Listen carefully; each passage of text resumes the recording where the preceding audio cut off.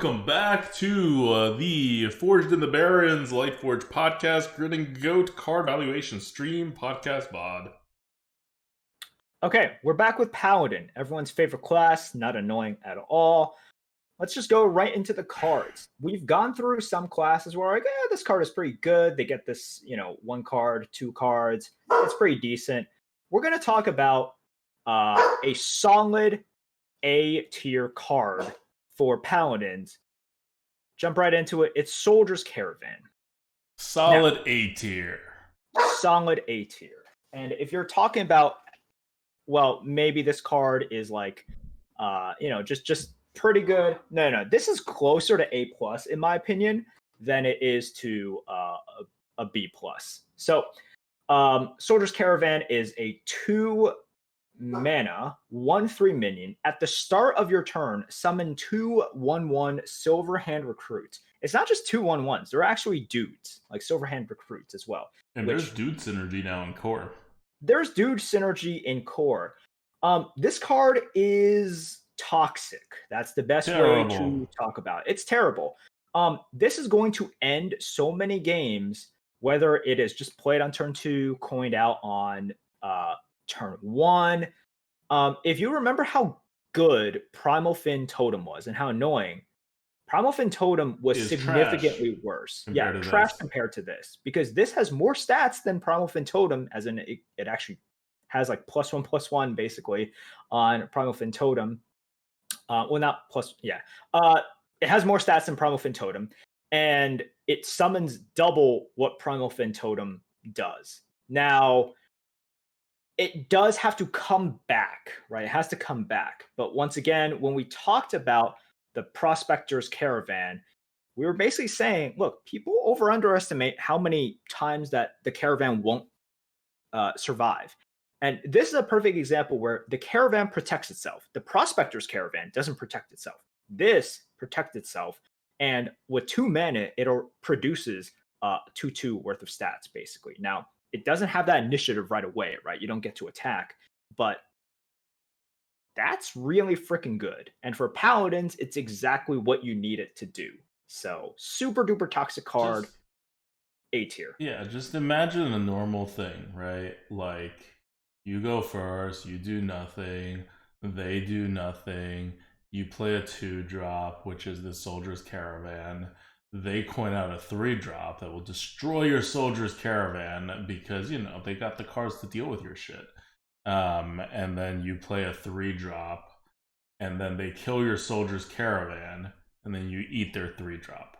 That's Soldier's Caravan failing. Yes. That's what I have just described.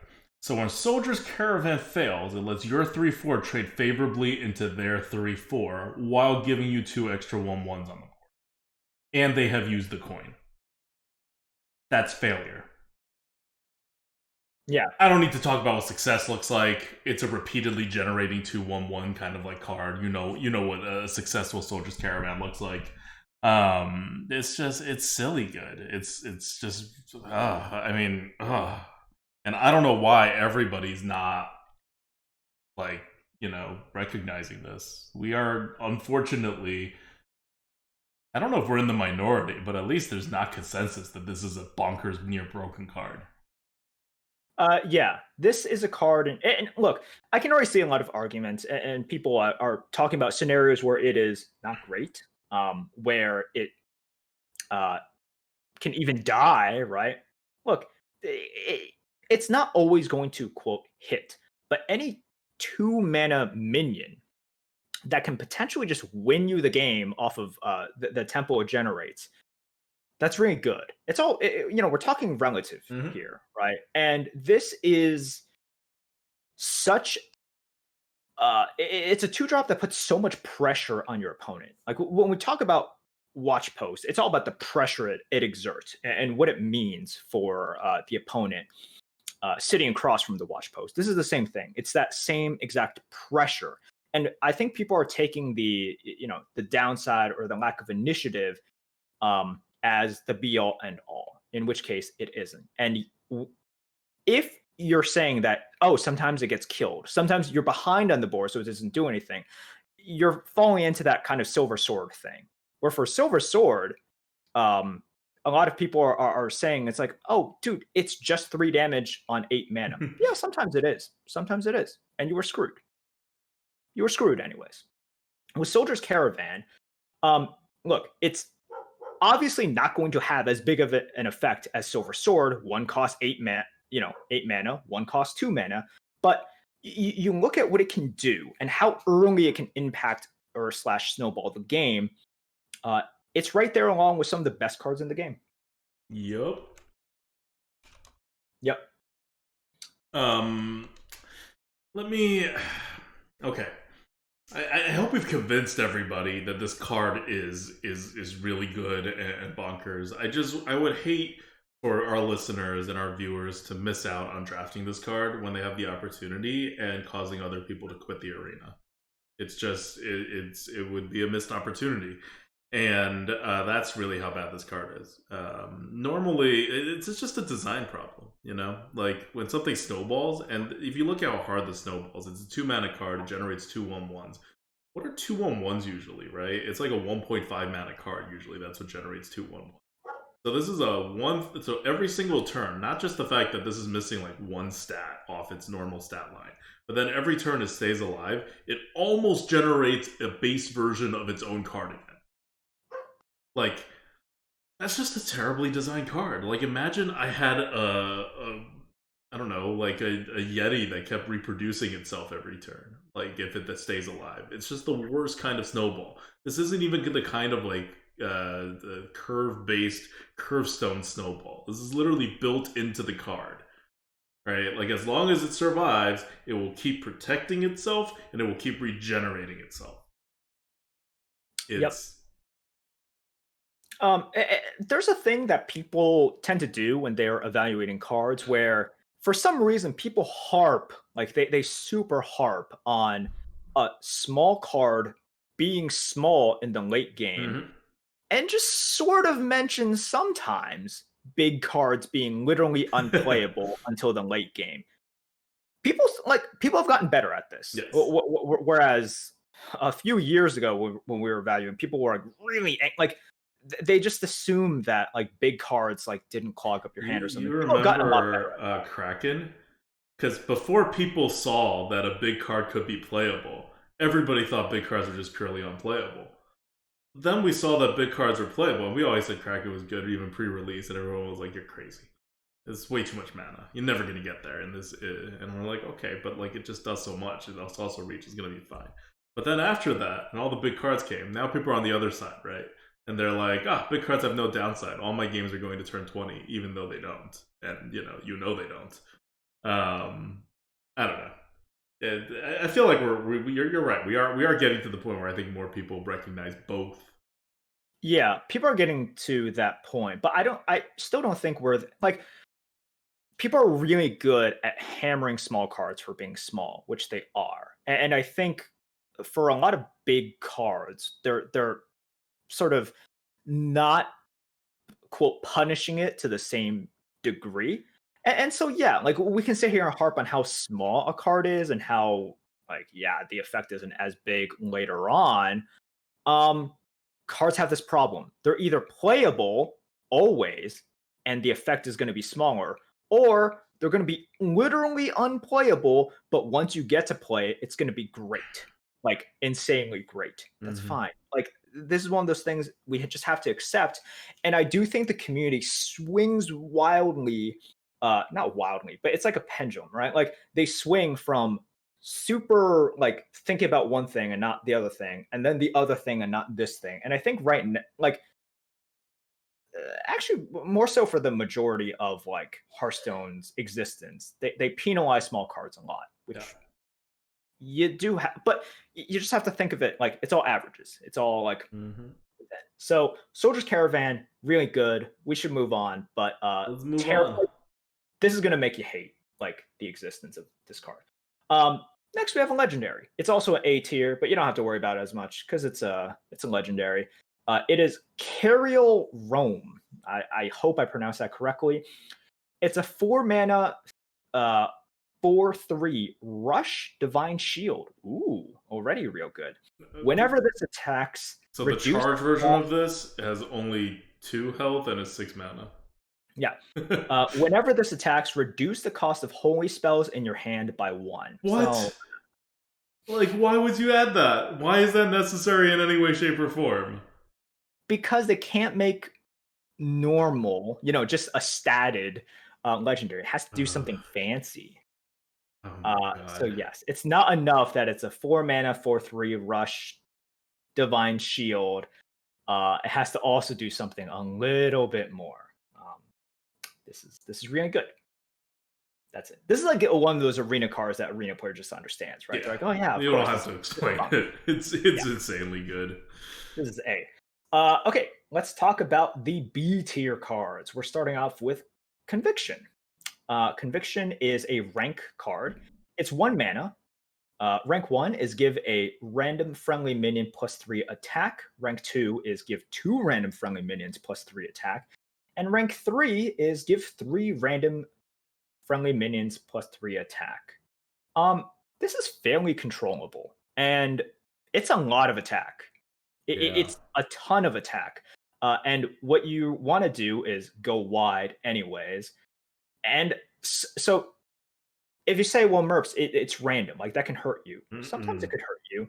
So, a lot of times you either, it literally doesn't matter because it's not actually random. It's random, but you don't care because they're all like 1/1s, let's say. So it literally doesn't matter. Attack is relevant. Like there are times in which it is quote like too small, like the rank is too small. But whether it's trading, whether it's going face, and paladins, they build a board and they do want to end the game. They're not like that in some of these annoying decks that just want paladins to never have inevitability. fatigue you. Yeah. So this is good. Yeah. Like this is a solid beat. Like this is how controllable it is. You have a board. If you have something that's able to attack, you always want the stuff able to attack to get the plus attack. So they always start.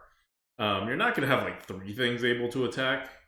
So even if this is only rank 2, like you're fine. You can control which ones it goes on because you only have 2 minions that are attacking, that are capable of attacking. If you really do have 3 minions capable of attacking, I don't think this card or any card really matters. You're kind of good as Paladin.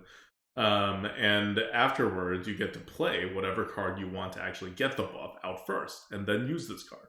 So, like, it does say random, but it's entirely controllable. It's like less than 5% of situations where you can't control exactly where every one of these goes the way you want it. And then it's freaking 1 mana for anywhere between turn 5 and turn 10. It's 6 stats, some of which have initiative and are attack stats with initiative. So it's just it's a very good card. B tier is no joke, right? You have your basilisks here. Yeah. You have your, I don't know, probably like assassinates or whatever. New assassinate, by the way. Yeah. Yep. Super cheap for way too much attack like that than you should be getting. Fantastic. Next card is also a B tier, Knight of Anointment. Knight of Anointment is a 1 mana 1/1 battle cry. Draw a holy spell. Okay. That's good. Yeah. You're gonna draft holy spells. Holy spells are decent, at least. What are the holy spells? You want to tell people? I mean, I can't get out of this or it stops showing the card. Okay. But do you remember some of the holy spells? Anyways, Librams are holy. Yeah, chat said Librams are holy. Like they're the paladin spells that seem holy. Yeah. There's some decent ones. It's a 1 mana 1/1, cycles itself. It puts itself out on the board. It's good. Yeah. Like it's good. What's good about it is not just that it's a battle cry instead of a death rattle, but it takes it from your deck. You're just guaranteed to get a card that you've already kind of filtered for. Yep. Exactly. Okay. Next, let's talk about the C+ cards. The first C+ card is Invigorating Sermon.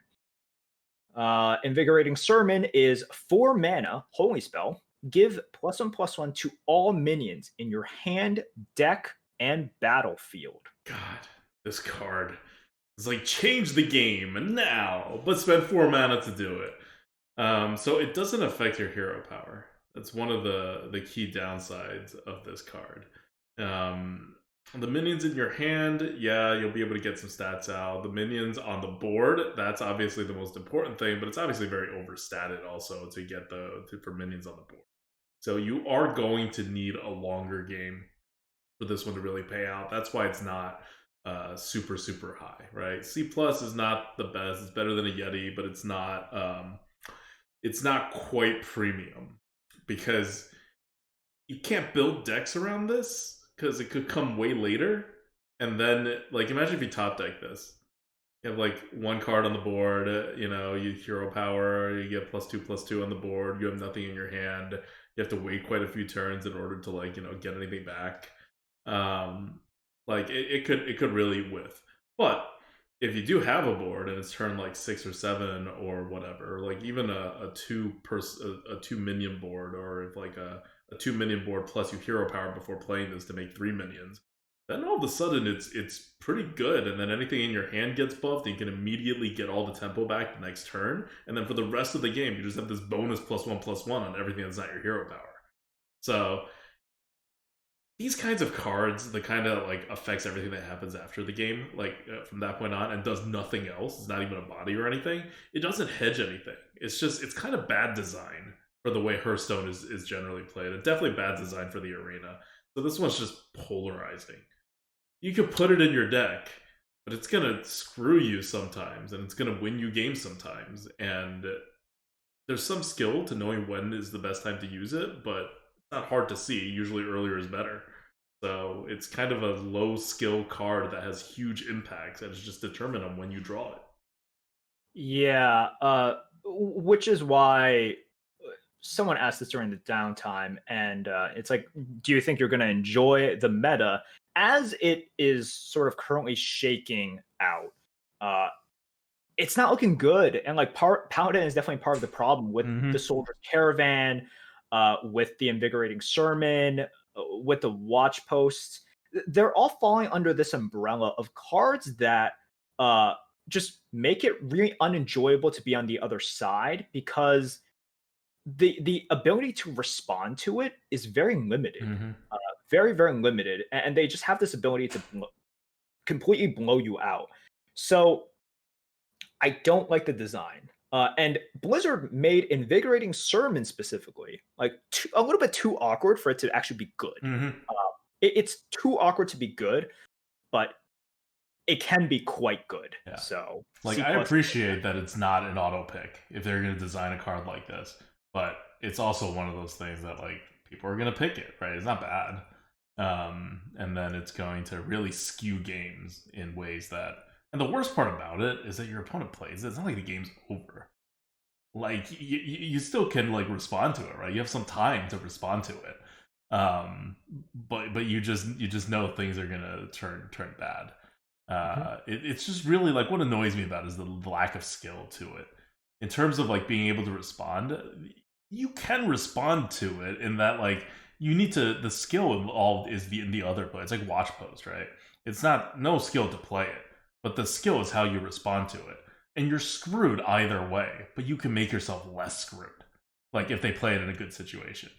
And you see a lot of that in Barrens, this like kind of reactive skill, which is interesting and all, but if it puts the onus on the responder. So maybe I could be underestimating how skillful this meta is. Maybe there's so much responsive skill involved that I'm usually looking at proactive skill and the force, like how do you respond to this thing that your opponent did, is going to edge out enough wins or lack of losses. But overall, there's no way these things don't cause a higher, at least, I'm not sure how much higher, but a higher amount of like skill not mattering in a particular match.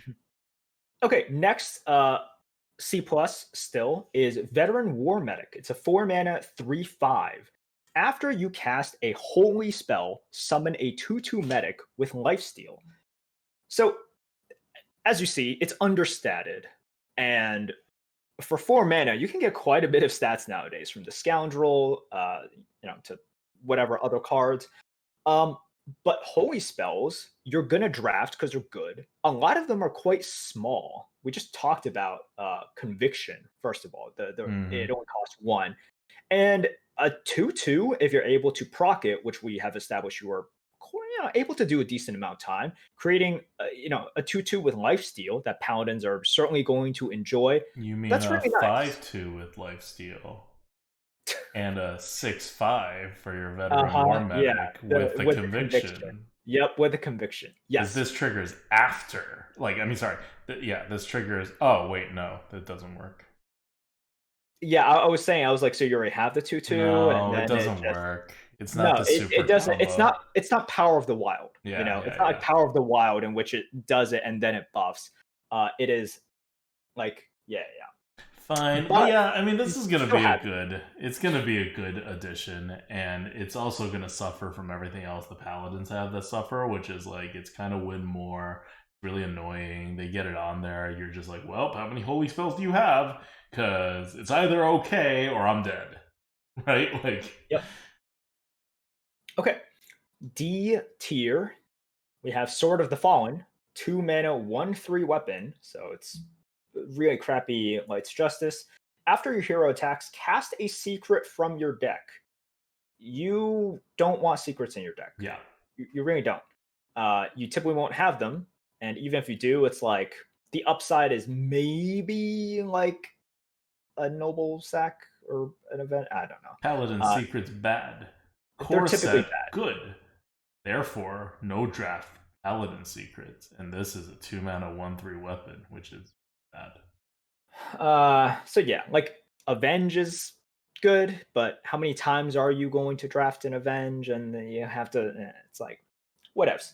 Anyways, Paladin got an actual bad card. It's F. It's like solidly F. It's like F. They actually have 2 cards in F. But we have Galloping Savior. It's a secret. It's a 1 mana secret, as Paladins all have. After your opponent plays 3 cards in a turn, Keck W, summon a 3/4 steed with taunt.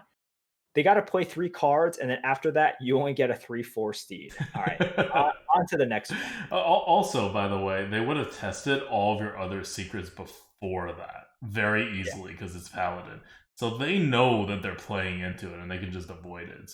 Or they need to do it anyway, and then you just get a 3/4 taunt for 1 mana in the late game, which is still not all that great. Yep. Just really bad. The reward needed to be higher for that trigger. Like, okay. Now we have the last card. It's a legendary. It's also an F. Cannon Master Smith. 5 mana 4/4. Battlecry. Transform your secrets into 3/3 soldiers. They transform back when they die. Have no secrets. GG. Yeah. Did we do Northwatch Commander? We did not. Okay. We did not. What score is Northwatch Commander? That is a C. Yeah. Oh, okay. I just moved on from that. So this is a C. 3 mana 3/4. Battlecry. If you control a secret, draw a minion. You will not control a secret. You are never controlling a secret, basically. So you can tell that, like, they're like, oh, this is just like the other 3 mana 3/4s with upside. There is no upside here. There really is. There really isn't. Because it's like, yes, Avenge is decent. If you draft it, you have to play it. It can't have procced before then as well. It's like it's so incrementally, like, it's so negligible that no, it's a C. It is what it is. It's a C. So that's Paladin. I think we covered it pretty well. There's a very cohesive package here. I mean, there's 2 cohesive packages. One of them, unfortunately, involves a lot of secrets, so it's not really applicable to the arena. But the other one is to have a bunch of dudes. Lots of dudes. Dudes. And then you'll presumably do something with the dudes unspecified. But it is the arena. So if you just have a lot of dudes, whether it's from the Caravan or the Veteran War Medic, you're going to be fine. You don't really need to do stuff with it. You will also have other cards that will help you do stuff with it from the other expansions. It's Paladin. It's pretty powerful. In this, I don't know if it's like the number one winner in this expansion, but like almost every expansion, Paladin's a winner. It's just very arena friendly. Like Paladin design overall is very arena friendly. This design in Barrens, especially, like we keep mentioning it, it's bad news. Like very low skill, very high, not even swing. It doesn't swing. It's just very high. We won the game or we did not win the game, based on when you draw these cards. Like there's no deck construction. There's just really nothing. This is like the game on like easy mode, right? Not necessarily easy to win, just that your skill will impact this very little, whether you're playing the paladin or playing against the paladin. Although yeah, no, just there's no real although. It's just kind of bad design, and it's gonna if they don't knock the paladin down. Because the good part about these kinds of designs is that with how Blizzard balances the game, is that it's going to be overpowered very quickly, very obviously, and Blizzard stats are going to show it be even more overpowered than good players like actually like feel the paladins are overpowered. So there is a pretty good chance, I think, that paladins are going to get knocked down like near immediately within the first micro adjust, and then maybe we won't have to worry about paladins. That's really the best thing to happen to paladins in this expansion because there's no saving this. They just really like it's their entire set here. They just needed to all be knocked down. Like the paladins have to be a bad class, or this meta is going to be bad. I agree with that, and I think it's probably going to happen too. We'll see. Yeah, like if they just look at win rates and then adjust cards based on that, yeah, we're not going to have a good paladin in this meta. But it's going to start off strong. All right, that's it. We got Priest coming up. All right. See you guys in the next video.